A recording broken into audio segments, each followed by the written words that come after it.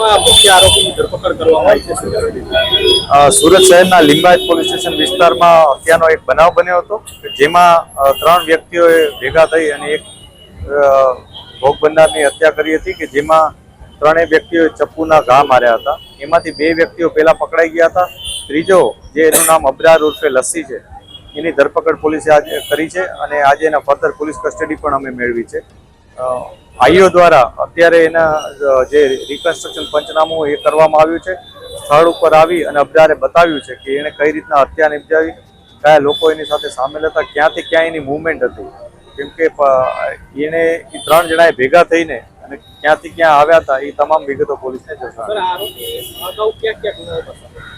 અબડાર છે એ અગાઉ સ્નેચિંગના અને મારામારીના અને એ પ્રકારના અન્ય ગુનાઓમાં સામેલ હતો। 10 જેટલી એના ઉપર પોલીસ કાર્યવાહી કરવામાં આવી છે, જેમાં પાસાની પણ કાર્યવાહી થઈ છે।